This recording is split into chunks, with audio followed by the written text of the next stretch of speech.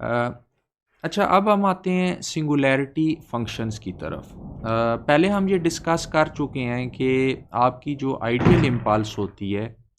वो real world के अंदर एग्जिस्ट नहीं करती, और इस आइडियल इम्पल्स की जो प्रॉपर्टीज़ होती हैं वो ये होती हैं कि पॉइंट ज़ीरो पे इसकी जो विड्थ होती है वो अप्रोचिंग टू ज़ीरो होती है, क्योंकि एक पॉइंट को आप डिफाइन नहीं कर सकते। और इसकी जो हाइट होती है वो इनफाइनाइट होती है, और टोटल एरिया जो इस इम्पल्स का होता है वन होता है। तो चूंकि इसकी वेट जो है वो बहुत थोड़ी होती है और इसका एरिया वन होता है, तो वन को जब आप डिवाइड करें with something approaching to zero, तो इसका जो मैग्नीट्यूड है वो इनफाइनाइट होता है। तो इस तरह की इम्पल्स को जो है वो आइडियल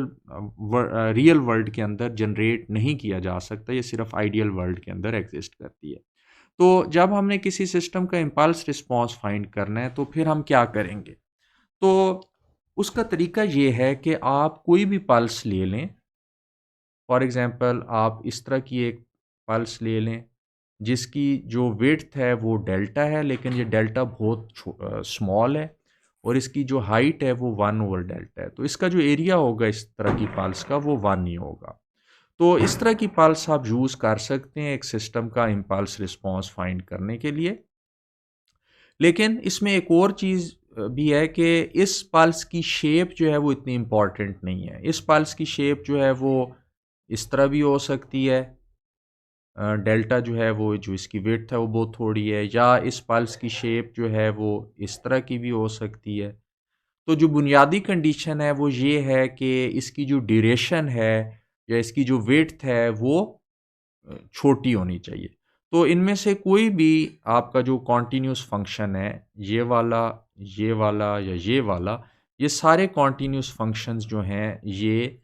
एक्ट कर सकते हैं एज एन इम्पल्स किसी सिस्टम के इम्पल्स रिस्पॉन्स फाइंड करने के लिए। और इसमें इम्पॉर्टेंट चीज़ जो है वो ये है कि जो शेप है इस पल्स की वो इम्पॉर्टेंट नहीं है, और इसकी जो ड्यूरेशन है वो स्मॉल होनी चाहिए। It should be short enough, ये बहुत थोड़ी होनी चाहिए, ठीक है। तो जो इसकी ड्यूरेशन है वो छोटी होनी चाहिए और शेप इम्पॉर्टेंट नहीं। तो ऐसे तमाम फंक्शन जिनकी ड्यूरेशन थोड़ी है और जिनकी शेप जो है वो बेसिकली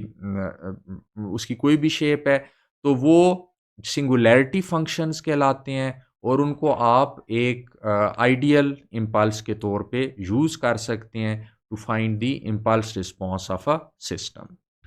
अब हम ये पढ़ चुके हैं कि फॉर एग्जांपल आपका एक सिस्टम है जिसका इम्पल्स रिस्पॉन्स जो है वो डेल्टा टी है, और इस सिस्टम की इनपुट में जो आप सिग्नल दे रहे हैं वो एक्स ऑफ टी दे रहे हैं। तो इस सिस्टम की जो आउटपुट पे आपको सिग्नल मिलेगा it would B actually the convolution of x of t with the delta T, और ये भी जो है एक्स ऑफ टी के बराबर होगा। ये चीज़ हमने कन्वोल्यूशन की प्रॉपर्टीज़ के अंदर पढ़ा था। अब अगर एक्स ऑफ टी जो है वो एक डेल्टा फंक्शन है, यानी वो भी एक इम्पल्स है जो हम एक ऐसे सिस्टम की इनपुट में दे रहे हैं जिसका इम्पल्स रिस्पॉन्स एक इम्पल्स ही है। तो बेसिकली क्या होगा कि एक्स ऑफ टी जो है वो डेल्टा टी होगा जो आप इस सिस्टम की इनपुट में दे रहे हैं। सिस्टम का इम्पल्स रिस्पॉन्स भी एक इम्पल्स होगा, और जो आउटपुट में आपको चीज़ मिल रही होगी वो भी एक इम्पल्स होगी, यानी एक इम्पल्स आपने इनपुट में दी और आउटपुट में भी आपको इम्पल्स मिल रही है। अब फॉर एग्जांपल आप ये समझें कि आप आइडियल इम्पल्स नहीं यूज़ कर रहे, बल्कि आप इस तरह का फंक्शन यूज़ कर रहे हैं एज एन इनपुट, और जो आपका सिस्टम है उसका भी जो रिस्पॉन्स है वो इस तरह का है। यानी इसका मतलब ये हुआ कि आपके पास एक सिस्टम है जो कि delta of big delta T है, और इसकी इनपुट में आप जो सिग्नल दे रहे हैं वो delta of big delta T है। तो इसकी आउटपुट में जो आपको सिग्नल मिल रहा है, यानी इन दोनों को जब इनपुट को और से इस इम्पल्स रिस्पॉन्स को कन्वॉल्व करूँगा तो वो सिग्नल भी मिलेगा आर डेल्टा टी। तो ये आपका सिग्नल मिल रहा है। अब हमें पता है कि फॉर एग्जांपल आपका एक इस तरह का सिग्नल है, और इसको अगर आप कन्वॉल्व करें इसी तरह के इसी सिग्नल से कन्वॉल्व कर लें, यानी ज़ीरो टू डेल्टा और वन ओवर डेल्टा, इस तरह के सिग्नल से कन्वॉल्व करते हैं। ये आपकी इनपुट है, ये सिस्टम का इम्पल्स रिस्पॉन्स है। तो कन्वोल्यूशन में हम एक सिग्नल को फ्लिप करते हैं और दूसरे सिग्नल के ऊपर मूव करते जाते हैं और उसके साथ साथ हम इंटीग्रेट करते जाते हैं। ये हम पहले देख चुके हैं कि जब हम दो सिग्नल्स की कन्वोल्यूशन करते हैं तो एक सिग्नल को हम फ्लिप करते हैं और दूसरे के ऊपर मूव करते जाते हैं, दोनों को मल्टीप्लाई करते हैं और साथ साथ इंटीग्रेट करते हैं। तो जब हम इस सिग्नल को फ्लिप करें और इसके ऊपर मूव करें और साथ साथ इंटीग्रेट करते जाएं, तो शुरू में जो इन सिग्नल्स का ओवरलैप होगा वो थोड़ा होगा। यानी फॉर एग्जांपल ये आपका ये वाला सिग्नल है और ये जो दूसरा सिग्नल है इसे जब आपने फ्लिप किया तो ये वाला सिग्नल, तो इनके दरमियान कोई ओवरलैप नहीं है। लेकिन जब आप इसे राइट साइड पे मूव करेंगे, ज़ीरो पे लाएंगे, तो दोनों में ओवरलैप शुरू हो जाएगा और फिर आप मल्टीप्लाई करेंगे, इंटीग्रेट करेंगे, आपके पास एक वैल्यू आ जाएगी। फिर इस सिग्नल को आप थोड़ा सा और राइट शिफ्ट करेंगे, दोनों को इसको फॉर एग्जांपल आप इस सिग्नल को इधर ले आते हैं और फिर दोनों सिग्नल्स को मल्टीप्लाई करेंगे, इंटीग्रेट करेंगे। अब ओवरलैप ज़्यादा है और तो नतीजतन आपके पास जो इंटीग्रेशन का रिजल्ट आएगा वो ये आएगा। तो इस तरह आप करते चले जाएंगे और मैक्सिमम ओवरलैप उस वक्त होगा जब ये दोनों सिग्नल एक दूसरे के ऊपर नीचे होंगे। यानी फॉर एग्जांपल जब ये सिग्नल मूव करके इस पॉइंट पे आ जाएगा, जब दोनों सिग्नल एक दूसरे से अलाइंड है, तो उस वक्त जब इन्हें मल्टीप्लाई करेंगे और इंटीग्रेट करेंगे तो आपके पास मैक्सिमम वैल्यू आएगी। और फिर उसके बाद ओवरलैप ख़त्म होना शुरू हो जाएगा जब आप इस सिग्नल को और राइट साइड पे मूव करेंगे। तो इस तरह करते करते आपके पास एक ट्रायंगुलर फंक्शन बन गया और ये जो ट्रायंगुलर फंक्शन है इसकी विड्थ जो है वो 2 डेल्टा है और इसकी जो हाइट है वो 1 ओवर डेल्टा है। अब हमारे पास जो फंक्शन इधर आउटपुट में आ रहा है वो आर डेल्टा टी है और इसका जो एरिया है अगर आप कैलकुलेट करें तो ये 1 आता है। और अगर मैं डेल्टा को ज़ीरो कर दूं, यानी जो डेल्टा विड्थ है इसको, जो आपका इनपुट सिग्नल है इसकी डेल्टा विड्थ बहुत थोड़ी हो जाए, तो इस सिग्नल की डेल्टा विड्थ भी बहुत थोड़ी हो जाएगी। अगर डेल्टा इधर अप्रोचिंग टू ज़ीरो है तो इधर भी ये अप्रोचिंग टू ज़ीरो हो जाएगा और इसका नतीजा ये होगा कि आपका जो है ये जो आपका आर डेल्टा है ये बेसिकली बिहेव करने लगेगा एक इम्पल्स की तरह। तो इसका मतलब ये है कि अगर आपका जो रिजल्टिंग सिग्नल है आर डेल्टा, उसे अगर आप आर डेल्टा टी से ये आर डेल्टा टी आपका रिजल्टिंग सिग्नल है, अगर इसे आर डेल्टा टी से कन्वॉल्व करेंगे तो और डेल्टा को आप अप्रोचिंग टू ज़ीरो कर देंगे, तब भी आपके पास जो रिज़ल्ट आएगा वो बेसिकली एक ऐसा फंक्शन होगा जो कि इम्पल्स की तरह बिहेव करेगा। और अगर आप आर डेल्टा टी को डेल्टा बिग डेल्टा टी से, यानी इसको इस फंक्शन को इससे कन्वॉल्व कर दें, यानी ये इनपुट है ये आपका सिस्टम है,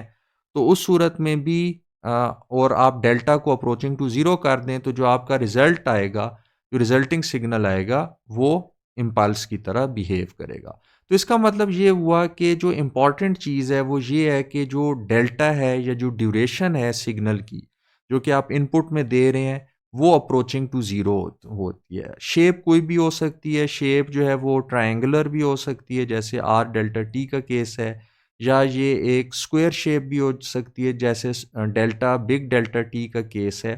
तो एक अनलिमिटेड नंबर ऑफ फंक्शंस जिनकी ड्यूरेशन बहुत थोड़ी हो लेकिन उनकी शेप कोई भी हो, तो वो जो है बिहेव कर सकते हैं एक इम्पल्स के तौर पे एज लॉन्ग एज उनकी विड्थ जो है वो थोड़ी हो। तो इसका मतलब ये हुआ कि एक जो है आपका लीनियर टाइम इनवेरिएंट सिस्टम, अगर आपने उसका जो है इम्पल्स रिस्पॉन्स फाइंड करना है तो उसके इनपुट में आप किसी भी तरह का सिग्नल दे दें, अगर आप जो है उसकी ड्यूरेशन को थोड़ा रखें लेकिन उसकी शेप कोई भी हो, तो उसकी जो आउटपुट पे आपको जो है इम्पल्स रिस्पॉन्स मिल जाएगा।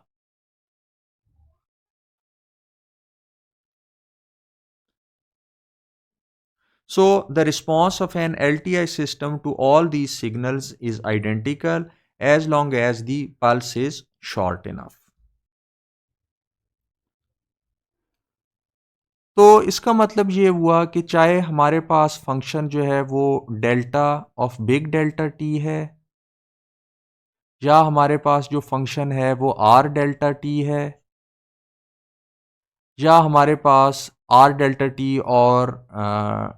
डेल्टा बिग डेल्टा टी का कन्वोल्यूशन है, या आर डेल्टा टी का आर डेल्टा टी के साथ कन्वोल्यूशन है, इन सारे केसेस में जो आपके पास ये सारे सिग्नल जो हैं वो इम्पल्स के तौर पे बिहेव करेंगे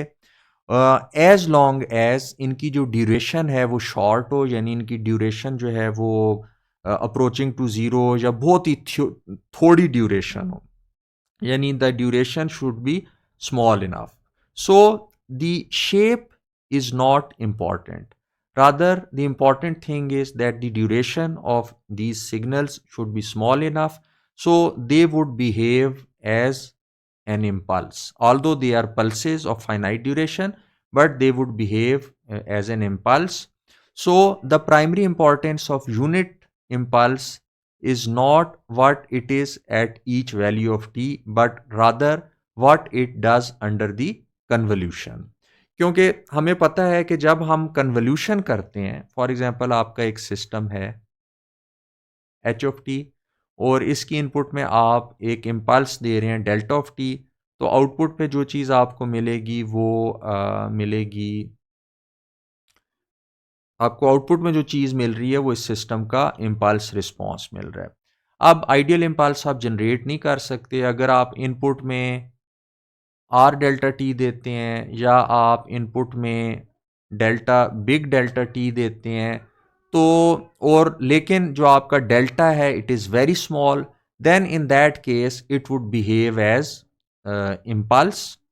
and when it would be convolved with h of t, तो आउटपुट पे जो चीज़ आपको मिल जाएगी वो सिस्टम का इम्पल्स रिस्पॉन्स मिल जाएगा। इसी तरह फॉर एग्जांपल अगर आपका एक सिस्टम है जिसका जो इम्पल्स रिस्पॉन्स है वो डेल्टा टी है और डेल्टा टी की बजाय आप delta of big delta t दे रहे हैं, यानी ले रहे हैं, यानी इस तरह का सिस्टम ले रहे हैं इसका इम्पल्स रिस्पॉन्स ये है, और अगर डेल्टा की वैल्यू जो है स्मॉल इनफ है तो अगर आप इनपुट दे रहे हैं एक्स ऑफ टी तो आपको जो आउटपुट मिलेगी वो भी एक्स ऑफ टी मिलेगी, because you are convolving the x of t with delta of big delta t. लेकिन चूंकि आपका जो डेल्टा है या जो इसकी विड्थ है वो बहुत थोड़ी है, so this is actually behaving as a impulse, so this function is behaving as a impulse. So any signal for which hold this property holds true, यानी under the convolution वो behave करता है as an impulse, तो आप उसको as an impulse के तौर पे यूज कर सकते हैं चाहे उसकी शेप कुछ भी हो।